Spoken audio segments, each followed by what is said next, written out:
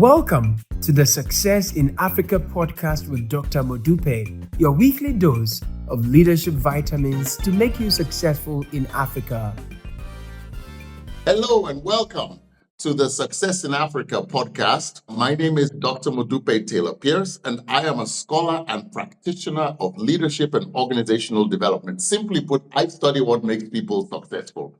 I've been doing this for 3 decades now, with a particular focus on people in Africa. And in this episode, I'm going to share with you insights about people having success in Africa. Why am I doing this? Because I am absolutely intent on transforming Africa into a middle income continent by 2030 and high income by 2040. And for that to happen, I need you and every other African watching this podcast to be successful. So today, I'm very excited because we're going to have a live guest. This is somebody who has been a successful businessman in Africa, and his story is absolutely fascinating and powerful. And I'm so looking forward to hearing more about him and to you hearing more about him. His name is Mr. Olusegun Jaji. So basically, when all that was happening, my accounts were frozen, so I couldn't get access to money. I had to buy spare parts. I couldn't send money abroad to buy spare parts. The boats were having problem, and one by one, they were going down. I could not fix them. So we kept up the service enough to just pay the fuel, and at the point, there were just 2 boats left. All the other ones were packed. And I was sitting down by the under the bridge there one evening, and a lady called Mrs. Olusegun, may God may her soul rest in peace now, she passed, who had seen me in America when I said I was coming. And she was like, hey, you don't even know Sierra Leone. So she came and saw me, you're always smiling. What's wrong with you? You've lost a lot of weight. What is it? So I explained to her what was going on, And she said, no, don't leave. Let me take you to somebody that can help you. So he took me to Mr. Tunde Cole, who was the MD of NT at the time. And we went there, I told him the whole story, and he told me, he called one of the guys, and called him to a meeting so that we can, find a way to find a solution to this. He came to the meeting, and I asked him, why are you having this problem? And he said, well, they did a lot to contribute to the setup of the business and all that. And, for that, they deserve to get this and that and this and that. And and they asked me, and I explained it to him. I said, they did a lot. Yes, they took me around because I didn't know anybody in this country. They took me around to meet this and meet that and all that. And for that, they deserve something. This is part of the sweat, which we decided before the thing started. But now they're asking for more. And even if I concede to the more, they're asking for such an exorbitant salary that I don't even have. They are basing it on the projections I did. Projection is when the business is running full-fledged, not from the get-go. Now there are days I have 0 customer, but I still go to Lungi empty with the boat so that people will get to know that no matter what plane arrives, Pelican will be there. So it's burning fuel. All the money was in my pocket, and I tried to explain and all that. And the man said, well, if the man has given you this much shares in the company, he didn't put any money. I think it's a fair. He said no. They deserve to have more and this and that. And he stormed out of the office. So the man told me, don't worry. Let me send you to a lawyer. Eventually, I got to, at the time it was Ronald Thomas and Co. But it was Patrick Lambert that I met. And I explained everything. Now they are Lambert and partners. I explained everything to him and what I was going through. And, I'm on my last legs here. This is all the money I have. I don't have money to pay you now, but I'm sure at some point I'll be able to. They can help give me some defense in court because all my accounts are frozen. I can't get the money out. This is money I brought from the US, and I'm basically living from hand to mouth. I've moved from Freetown. I'm now living in Lungi, and you see the room I'm staying with a naked bulb because I just refuse to go back. I just was not going to take the defeat just like that. And now I have just 2 boats left. And anyway, he put up with defense for me in court. And so at least, even though the account was frozen, I was fighting for the thing back. Unfortunately, one of the guys that one of my good friends from the US at the time that came with us, he too was not very straight with me, and eventually he agreed to sell his shares to me if I give him the shares of the other company that we formed in Sierra Leone. And I told him, listen, Pelican shares is worth virtually nothing right now. All I can say, I can show for all the money I've invested is the shares I have in Atlas Communications. He said, well, no, if I want Pelican, I should give him Atlas. And I went to tell my lawyer, he said, listen, why do you want to do business with these people? Give him the shares in Atlas, and then just, say Pelican can have a chance. Go ahead and do your Pelican. Or better still, close it down and set up another company. All that was going on. I think it was we started, the first trip on Pelican was December 23rd, 2008. First trip of Pelican. And by February the 11th, all my accounts were frozen. And, so I just basically was rolling along. I slept sometimes at the jetty there just to keep it going somehow. We have 2 passengers, 4 passengers, 3 passengers. It was always like that. I was in Laka one day because I had a little jet ski. I took it there to go relax. And one guy there came to ask me if he could ride. So I told him not to ride for long because I didn't bring too much fuel. So while he was riding, there was a boat I saw parked there on the road. This boat is not for sale. So I was asking the guy there, this boat, the point, sell it to me. I can try to fix it. After some talk, they decided to sell the boat to me. So I took the boat. I towed it to Lungi. So, we didn't used to run for every flight. We run for just, some big flights. So I had a lot of free time on my hands. So you don't get depressed just thinking. I started working on that boat. There's a little video clip on that. If you Google it on the internet, you'll find it. I'm sorry, on YouTube, you'll find it. I bought the boat and towed it to Lungi, and we started working on the boat and learning how to fix boats and all that. And we rebuilt that boat. As it so happened, by May of 2009, there was only one boat left, which was barely working. So I took a loan from my brother in Lagos and bought engines for that boat. We rebuilt in Lungi, and closed down Sea Coach. The other boat was on its last leg, so we packed it all across the water. I started closed Pelican. You mean you And we opened closed Sea Coach Pelican and with that opened one Sequel? boat.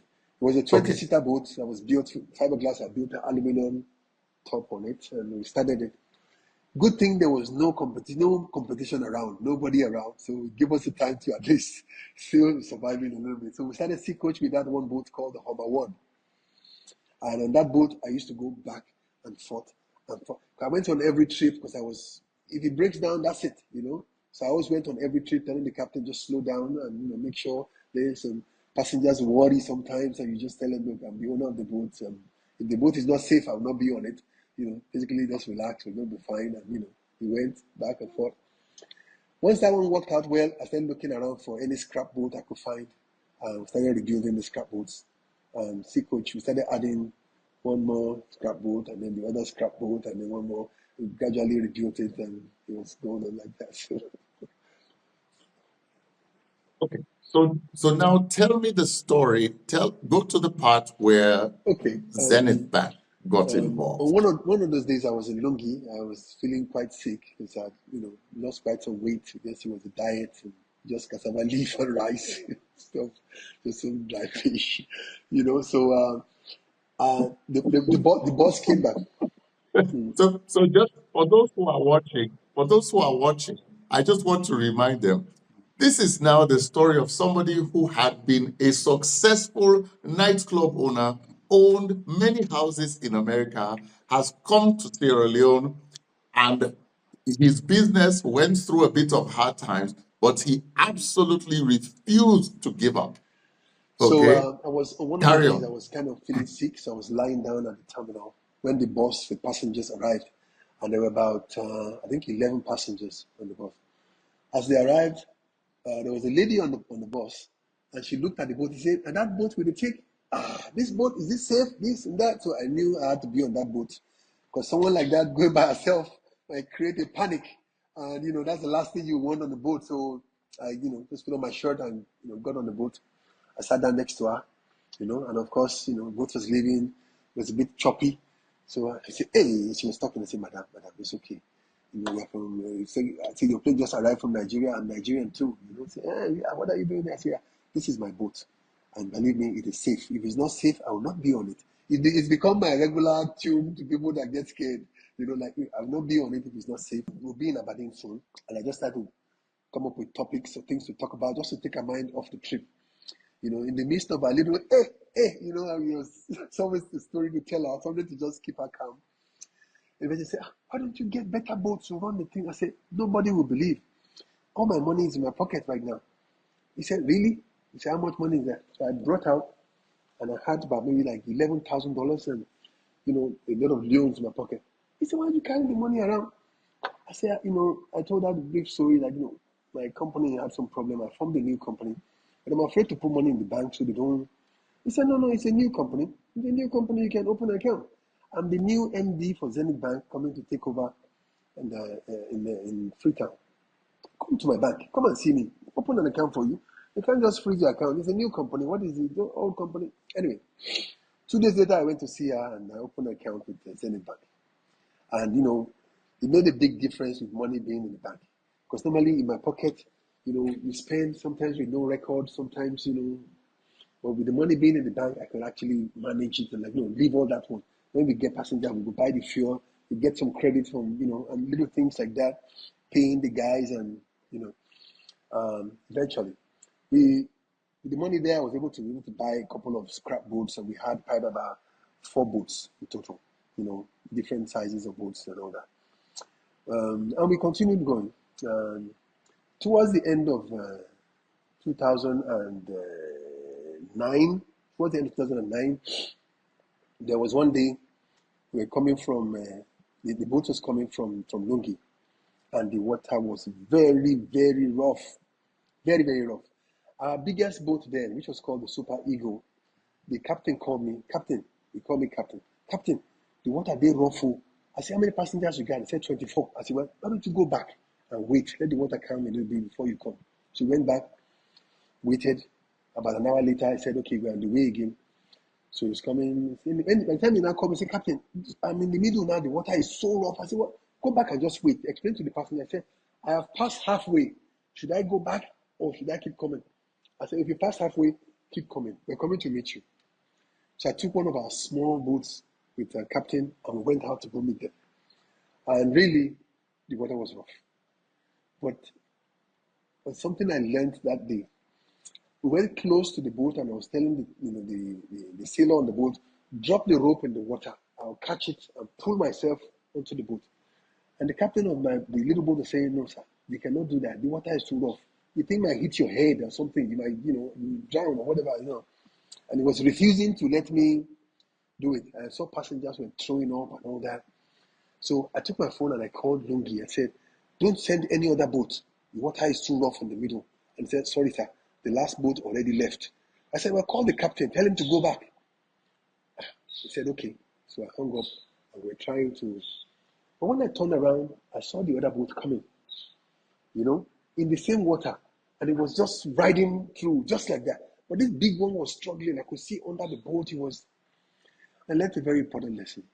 There's a difference between a river boat and a sea boat. Yes. In the design of the boat, there's a difference between, the difference between a river boat and a sea boat. Anyway, all the boats made it across. I went to meet the passengers, apologizing to them, giving some of them little discount notes that next time you use the boat, hey, would I use the boat again, that kind of thing. But, apologize to a lot of them, and, So I started looking for that other type of boat, the one that rode through the water. And I found where they were building it, and I went to go meet the Madam at Zenith Bank. I said, Madam, I have found the boat I need that can change this company. It's not cheap, but if you help me, I can buy 2 of them. I will change the whole thing. Better service, be able to advertise more, not have to worry about any boat on the way and all those. He said, how much? When I told her the price, he said, well, this is a lot of money. Do you have any collateral? I said, yes, I have my boats. I have about 4 of them now. He said, no, we cannot take boats as collateral. Do you have any houses or anything like that? I said, madam, but you understand, I don't have any house or any landed thing here, you know. But I have some money in the bank. Probably it was probably about 50 something $1,000 at the time. I said, you can see how I've been saving and working hard on this thing here. If they live better boat, I get more customers. And he said, well, this is a Nigerian bank. I still have to contact them in Lagos and all that. So he put together the thing and contacted them. And of course, they were not willing to do it because there was no, even though the business seemed viable and all that, they still needed something to fall back in case something went wrong, which was, So I went to see Madame. When she told me that news, I was, so heartbroken. I sat in her office, and she thought I had left. I just sitting in the reception there, just, what am I going to do now? My mind was like calculating maybe 2 boats I can, do this and that. And she came back out in the evening saying, what are you still doing here? I explained to you. I said, there's got to be a way. There's got to be a way we can do this. I can put down all the 60,000, put down all the boats just for the price of one. Let me get one boat. He said, well, the only thing I can think of is if you have an overdraft facility. I said, well, that's what it is. I don't have to pay all the money now. I can pay a deposit to them and they will build the boat. By the time they finish building it, I would have saved up a little bit more money. And then as the revenue is coming, you can put your people there. They can collect the money straight for you. And so that was how Madame agreed to finance the boat. And it was supposed to be on an overdraft facility. So we ordered the boat and the boat came. After we built it 3 months, we paid. I had a little bit more money.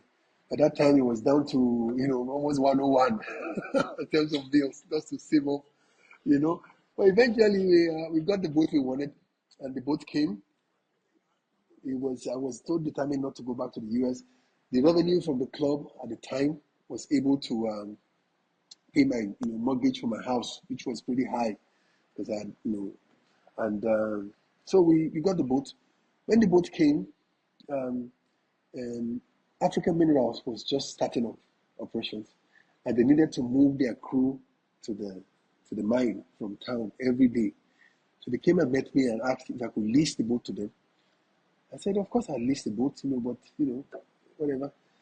Good thing I didn't say any price. The guy said, well, how much will you charge for it? I'm like, well, it's something I have to check and all that. I said, well, think about it. If you take 1,500 a day, you can handle it. I said, okay. I did my calculation. If you had turned around, you would have seen me dancing. but so we leased the boat to African Minerals. They gave me a 6-month lease on the boat at that price every day. So I took it to Madame and told Madame, the boat that we bought, I got someone to lease it. If I'm getting this every month, that means I'll be able to pay down that loan within 2 months. I need to buy 2 more of those boats here so that I can come and improve my customer service, the better boats and all that. Wait. You hold on. You had been living frugally, chopping just gari, dry gari. Now they gave you money. You didn't take any of it to at least feed yourself. The first thing you're thinking about is to invest more into the business.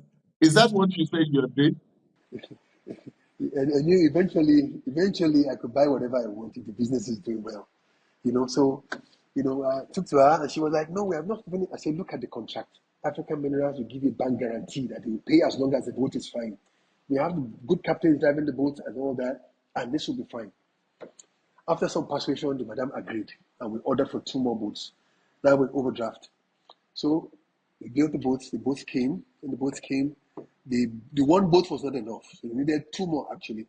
I told them I'll give them 1. The guy said, no. Okay, we'll give you 1,700 to give us the 2 boats. I gave them the 2 boats. Now we're making $1,700 on each boat every day that I could pay straight to the bank. So went like that. They gave me the same contract. I gave it to the madam. I said, madam, we need 2 more boats. Madam said, hold on. You're supposed to hold these boats to give better customer service. I said, I guess I can give better customer service, but I will still have the loan to pay and it will still take a longer time. With this contract now, I don't know how long it will last, but as long as it lasts, let me milk it and get as much as possible. So I foresee better boats. I foresee better service. This thing is good. The overcraft is dying right now. The helicopters are about to disappear because of this service. It is safer, it is better, it is more efficient, it is, you know. I was still discussing this with Madame, and she was still thinking about it, when Madame had a little problem. That's the MD of Zenith Bank. And, she had to be recalled back to Nigeria, which was a terrible, terrible news. And was replaced by another person, Mr. George. Mr. George came and I went there. I told him I want to come talk to him. I need, almost a whole day to talk to him. And, I'm one of their good customers, of course. And so Mr. George came and I explained to him. I told him we need to buy 2 more boats. And of course, when he looked at the revenue, he looked at the loan and he saw the rate at which the loan was getting paid. He said, okay, you'll do it. Wow. So we ordered 2 more boats, and the 2 more boats came. So I was able to, start using them for my regular service. And then London Mining was starting as well. And guess who the go-to guy for boat service was? Were the, big fish in town. They came to us and they asked if they could lease the 2 boats. And because it was further down into Fame, they're going to pay us about 1,900 each on the boats, which was pretty good. So, so today, Jaji, how many boats does Sea Coach Express have? We count all the boats, Sea Coach Express, we probably have about 60 boats or thereabout. Wow. And is it safe to say that Sea Coach Express is probably now one of the best customers of Zenith Bank? Yes, it is safe to say that. Because I love your story, because it's a story. A lot of times we talk about, oh, I want to start, but I don't have money.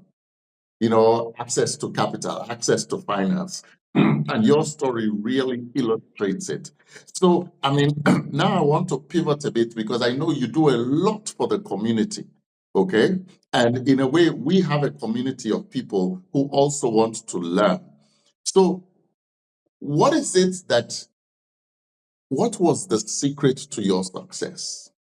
What is it that you would say if you are talking to people who say, I want to be successful in Africa, I want to do something, and you say to them, okay, no matter if you forget anything, remember this and this, because it will make you successful. What was that secret for you? Well, hindsight 2020, a few things I would have told myself if I was going to come is, to bear in mind that Africa is a developing continent and everything is not in place yet. You have to be very resourceful and don't expect everything to work like it works where you're coming from. Oftentimes electricity is a big problem, and that's a major holdback for businesses. Oftentimes, you must, there's a lot of man, no man in it, and the infrastructures oftentimes are not there. And even where some are there, the most difficult part is the manpower, human resources. Oftentimes they are, it's not there. So you must be prepared. You must be prepared. And that preparation comes from doing a thorough study, fully understanding if it is worth doing it in the first place. If it is worth doing it and you decide to do it, and there's no reason why you cannot do it. I've seen a lot of people come, to do business in Africa, and the first thing they do is set up a beautiful office, get a nice, official car, and all of these things. Those are things that really shouldn't be the main thing. Even if it's the little, you use your bedroom where you're living to do it. Because I remember at the point at the Sea Coach, I had a 2-bedroom apartment, and my accountant was, our office was in one of them, and I was living in the other one. So I have to make sure I take my shower before they get to work in the morning. Or when they come in the morning, they say, "Oh, God, already." They'll be outside till and they freshen off. That was our office. So when you come prepared, um, you know, and there's nothing you cannot achieve if you really, really want to do it. I love that. Mm. I love that. I love that. Like you said, come prepared for the unexpected, be resourceful. Uh, don't spend money foolishly on yourself and on things that are not necessary. Yeah. And certainly be resilient Yeah. and make up your mind that you are here to win. Okay, I know we're almost out of time, so let me ask you maybe two final questions. One is about something that a lot of people don't know about Sea Coach, which is the amount of charity work that you do, the way in which you support communities. So just tell us a little bit about what you guys do so that people will understand that this money, where it's going. Mm. Okay. Well, we do quite a few, quite a few things, to support the community. They have welcomed us with open arms. They've given us all the support we've ever asked for, and for that, we're very grateful, and we show it. The first thing we started doing was the free eye clinic that we did. Um, it started by chance because it wasn't something I thought about. But one day I woke up, and I could not see very well, and I was rushed to the hospital, the eye clinic hospital, and the doctor I met there, was actually from Philadelphia. So we got to talking about Philadelphia and all that. He told me not to worry, it's just an infection. He gave me the glasses and everything. When I was going in, I couldn't see, so there was a lot of people. I could hear the murmurs. When I was coming out with the thick glasses, I could now see people. I'm like, I came, you guys are having a party today. He said, no, it's not a party. All these people need to get treatment, and there's only so much they can take, and, you can't treat everybody for free. So that day, because when I was coming, I took quite a money. I gave him $1,000 to treat as many people as he could, and we left. My eyes got better, and I could see after a couple of days. But then a month later, they brought a bag of letters for me that it was, written by people that they used the money to treat on their outreach. And there was a lot of letters, and you could read some of them. I had my staff just reading, just to, just for fun. And there was a particular letter there, and a little girl also sent. He said, "Thank you, Mr. Hazi. Wrote in Creole, and they follow my papa go beg. But now my papa don't see. I know they go beg again. Thank you, at the play." That letter was so moving, and I went back to the hospital and told them, "Let us treat 1,000 people." He said, "What kind of treatment?" I said, "Any kind of treatment. Eye exam, glasses, cataract operations, medication for first 1,000 people." And the hospital told me that it's going to cost a lot of money. And I said, "No, that's my, for I can see, the gift that God gave me. I got to just, Mm. So that was how the thing started. And the first year, we did it in Lungi, Moritown, Aberdeen, and Dewey. And I went to one of the centers, and they were counting. They told me, "Sir, we are about 980 something now, and there's a lot of people." I said, "Don't stop. We can't turn them back. The line is long, and we told them to be patient." So ended up treating about 1,114 people. I don't want to tell you the bill, but it was pretty significant, more than I expected. They had to give me a payment plan. We did it Wow. yeah, And And what is interesting is that you continued to do this, and in a model that probably many of the mining companies could learn from. Because if I'm understanding you right, you've never had labor unrest or the community not on your side. No, no, Is that correct? no, we never had that. We never had that. Absolutely. There's a lot to learn.